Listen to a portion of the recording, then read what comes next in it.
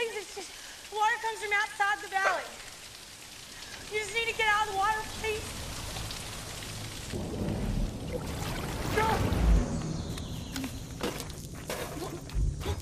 A city that once pulsed with life, now reduced to ruins. Crumbling buildings, broken roads, and a deep silence stretch as far as the eye can see. The air itself seems poisoned. The city was destroyed long ago, and no human presence is visible anywhere. It is completely deserted because a dangerous level of radiation has spread throughout it. Everyone who once lived there has died as a result, and the few remaining survivors outside the city are struggling even harder to stay alive. In the next scene, a girl named Anna is shown walking toward this destroyed city, wearing a thick protective suit. She's risking her life to bring back some vital supplies from the abandoned ruins. Moving cautiously through the ghostly remains, she collects what she needs: food, medicine, tools, and then turns back toward her home. When she reaches close to her house, Anna removes her suit because her home lies in a safe zone, an isolated area surrounded by mountains and forests where the radiation hasn't reached. Once inside, she washes her body thoroughly and takes a shower to ensure that no trace of radiation remains on her skin.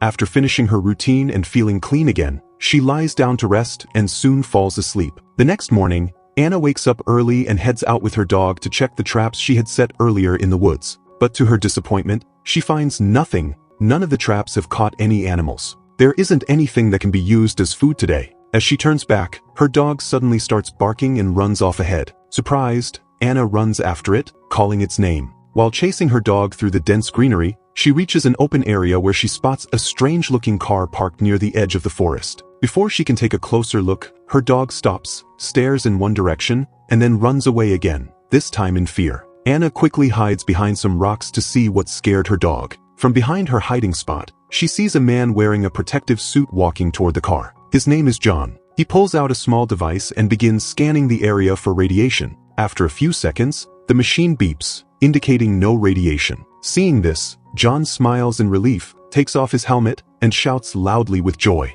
For the first time, he feels like he's found a safe place. John then starts walking ahead, leaving his car behind. Seizing the chance, Anna quietly approaches his car to see who he might be and where he's from. Her dog tugs at her arm, pulling her forward, and she reluctantly follows. As she walks further, she spots John again, this time under a nearby waterfall, taking a bath and enjoying the fresh water. Anna's eyes widen in alarm. She immediately rushes toward him, shouting, "Get out of the water right now." John is startled and quickly turns around. When he sees Anna pointing a gun at him, he panics and immediately grabs his own weapon, aiming it back at her. The two stand frozen for a tense moment. Then Anna raises her voice again. "I'm not here to hurt you. Please, listen to me. I'm trying to save your life." Seeing her sincerity, John hesitates but keeps his gun raised. Anna continues, "This water is radioactive. It's coming from the city. You'll die if you stay in there any longer." The moment she says this, John's face turns pale. He quickly runs out of the water, horrified,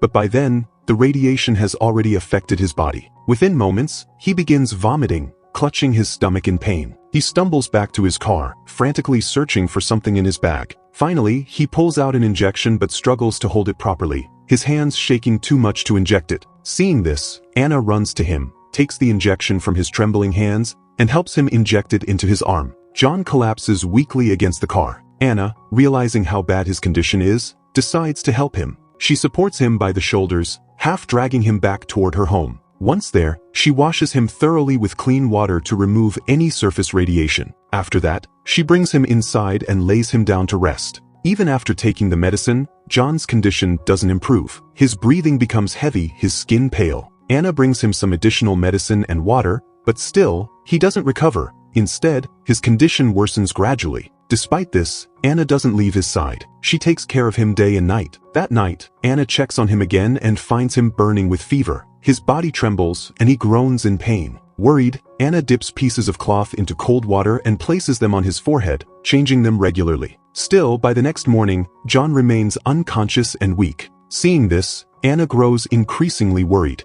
Standing by his bedside, she closes her eyes and prays with a pure heart for his recovery. Hours pass and slowly, her prayers are answered. John begins to regain his senses. His fever subsides and the color returns to his face. By evening, he's able to sit up and talk. Anna sits beside him and shows him a small photo album. As they flip through the pictures, one photo catches John's attention. A smiling young man beside Anna. "That's my brother," she explains softly. I used to live here with my father and brother. My father died because of radiation. And one day, my brother went into the city to bring back some important things, but he never returned. I don't know if he's alive or dead, healthy or sick. I've been alone here ever since. John listens quietly, his face growing serious. He looks at Anna, feeling her pain, and for a moment, the two sit in silence, two survivors bonded by loss. A few days later, while Anna is working in her small field, John walks up to her. He watches her struggle to till the soil by hand and finally asks, "You have a tractor,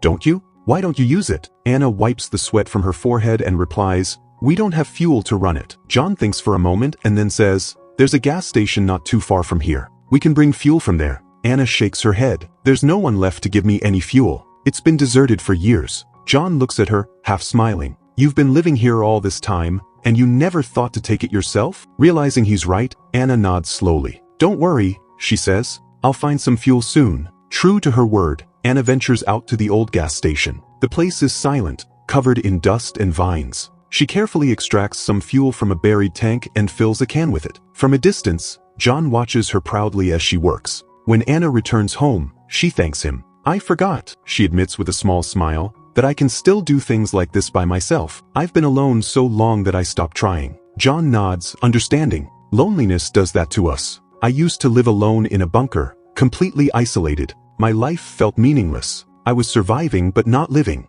I'm an engineer, so one day I decided I wouldn't die trapped underground. I built that strange car in this protective suit and I came out. I wanted to live freely, no matter the cost. The next day, Anna is shown fishing in a nearby stream. After a long wait, she catches a fish, takes it home, cooks it, and enjoys the meal with John. They laugh, talk, and share their experiences, a rare moment of warmth in their lonely lives. During the conversation, Anna mentions, "I used to have a generator, but it's broken now." John immediately stands up. "Let's take a look at it," he says, walking to the old shed. He examines the generator, checks its wiring, and tries to repair it, but no matter what he does, it won't start. Frustrated, he steps outside with Anna. As they reach the waterfall, John's eyes brighten with a sudden idea. "What if we make a large wheel out of wood?" he says excitedly. "If the water falls on it, the wheel will turn, and that motion can power your generator." Anna's face lights up as she hears his plan. "That's brilliant," she says with genuine excitement. For the first time in a long while, both of them feel a spark of hope, a reason to build something again, to move forward, and to believe in life beyond survival.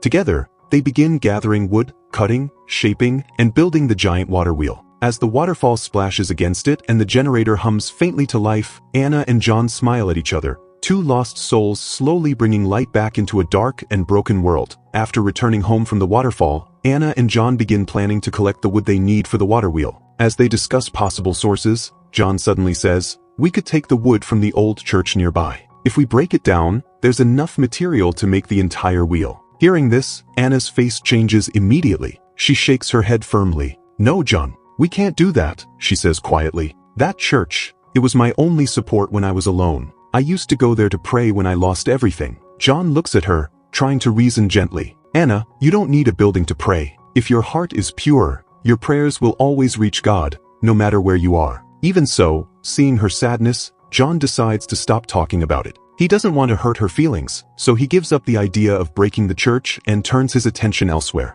After some time, Anna decides to focus again on her cultivation work. She goes to the fields and starts tending to her crops. Meanwhile, John wanders off toward a deserted supermarket nearby. Inside the dusty, broken place, he finds a few beer bottles left behind. Feeling exhausted and lonely, he opens one and starts drinking. By the time Anna reaches him later, John has already finished several bottles. He's sitting on the ground, drunk and unsteady. Anna scolds him softly and somehow manages to bring him home, supporting his weight as he stumbles along the way. Back at the house, John becomes loud and starts shouting at Anna in his drunken state. Hurt and frustrated, Anna walks away silently, her face filled with disappointment and anger. The next morning, John wakes up with regret. He prepares breakfast for Anna as a way to apologize. Placing the tray in front of her, he says softly, "I'm sorry for last night. I didn't mean to behave that way." Anna looks at him calmly and replies, "It's okay, John. I'm not angry. Just relax." That night, a new scene unfolds. The two are having a simple candlelight dinner. The flickering light dances across their faces. They eat quietly at first, but then Anna pours herself a drink. John notices and says, "You shouldn't drink," but Anna ignores his warning. She drinks more and more until she becomes intoxicated, losing her sense of what she's saying or doing. In her drunken state, she looks at John with hazy eyes and blurts out, "John, will you marry me?" John is caught off guard. He looks at her for a moment and replies gently, "Anna, we have other concerns right now. Let's think about marriage later." Anna nods faintly, her mind foggy from the alcohol. The next morning, Anna is out in the forest with her dog. While running around, her dog suddenly stops near a stranger, a man who looks weak and sick. His name is Caleb. Barely able to stand, he asks for water in a trembling voice. Anna rushes to help him, bringing him back toward her home. As they reach the house, John sees them from a distance. Alarmed, he grabs his gun and points it at Caleb. Anna quickly stops him. "Don't shoot," she pleads. "He's not here to hurt us. He just needs some water." John hesitates, then lowers his gun. Anna helps Caleb sit down and gives him water. He drinks slowly and begins to speak. "I was living in a cave with a friend some distance from here," he says weakly. "My companion died because of radiation. I left the cave to save my life." He asks if he can stay with them for a few days. John looks uncertain but finally agrees. "You can stay," he says, "but outside the house." Anna looks at John, frowning. "No, he should stay inside. He's too weak." Without waiting for a reply, she helps Caleb into the house. That night, during dinner, Caleb asks John how he ended up here. John sighs and answers, "I was traveling north. Along the way, I met a boy, younger than you, weak, starving. He tried to take my food, but within moments, his condition worsened. He was infected with radiation. I left him there and came here." After dinner, Anna shows Caleb his room. But as she's about to leave, John stops her. "Anna, what are you doing? You don't know anything about him yet. It would be better to stay away." Anna turns around her. "John, are you suspecting me?" she says in disbelief. "And tell me, why didn't you ever tell me about that boy? The one who was infected, the one you left alone to die." John lowers his eyes. "Anna, I wanted to tell you," he says softly, "but I didn't have the courage. I thought you wouldn't be able to handle it." Anna's voice trembles as she replies, "I lost my father. My brother went missing. I've faced everything alone. I have enough courage to hear the truth now." After a long pause, John finally confesses. "That boy, the one I left behind, he wasn't a stranger. He was your brother. I had to end his suffering. I shot him." Anna's eyes fill with tears. Shocked and heartbroken, she begins to cry uncontrollably. John kneels beside her and apologizes again and again, but Anna only weeps quietly. After a while, she whispers, "I forgive you." The next day, John and Caleb go hunting together. They return with an ostrich they manage to kill. That night, they cook it and eat dinner together, their conversation slowly turning toward the water wheel project again. Caleb says, "We shouldn't destroy the church for wood. It's a sacred place. A house of prayer should be preserved, not torn apart." But this time, Anna looks at John and says softly, "You can do what you think is right. I'll support you." Hearing this, John nods. He decides to go ahead with his original plan. The next morning, they begin breaking down the church to make the large wooden wheel. As they work, Anna and Caleb start to grow closer. They talk more, laugh often, and share light moments. John notices their growing bond and feels a sting of jealousy. Later, he approaches Anna quietly and says, "Listen, Anna, I'm not upset with what you're doing. This is your life. You have every right to live it however you want, whether it's with me or with Caleb." Anna looks at him, her eyes filling with tears. "John, there's nothing like that," she says, voice shaking. She turns away and walks off, crying softly. The next evening, they finish half of the wheel and celebrate with another candlelight dinner. Afterwards, the three of them walk to the pond to relax. Caleb suggests they play a small game. He tosses an empty bottle into the water and says they'll take turns finding it. John goes first but fails to locate the bottle. Then it's Anna's turn. After diving in, she comes out a few minutes later and says, "I found the bottle, but it slipped from my hand." Caleb frowns and doesn't believe her. Determined, he dives under the water himself to check. John watches this silently, his face clouded. When Caleb finally surfaces, John's emotions are mixed: jealousy, anger, confusion. As they leave the water, John suddenly says to Anna, "I've made up my mind. Let's get married."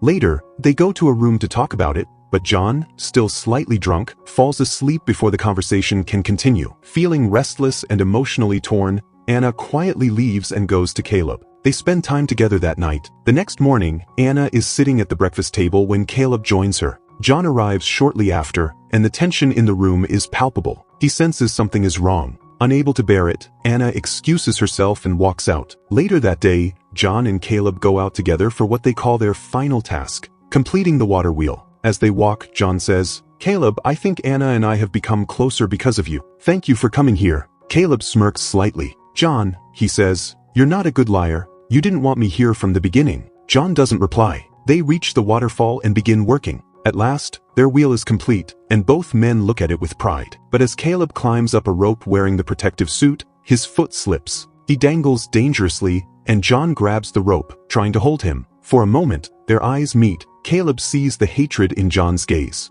Then his foot slips again. He realizes instantly that John won't save him this time. The scene cuts abruptly. John returns home alone. Anna greets him and nervously says, John, I made a terrible mistake last night. I wasn't in my senses, I was drunk, and I spent time with Caleb. Please forgive me. John looks at her calmly and says, It's okay, Anna. I forgive you. Don't worry. Caleb has already returned my suit and thanked us before leaving. Anna freezes. Her face turns pale. She looks toward the door, panic spreading through her eyes. She runs outside, searching for Caleb, but finds no trace of him. Slowly, suspicion creeps into her mind. She begins to realize that John has done something terrible. Days pass. Anna becomes withdrawn and heartbroken, unable to shake her doubts. Then one morning, she notices the lights flickering in her house. The generator is running. John had finally connected the wiring, and the new water wheel is now powering it. Anna smiles faintly, though her heart feels heavy. Later, she goes to the house's storage room and notices a piano there.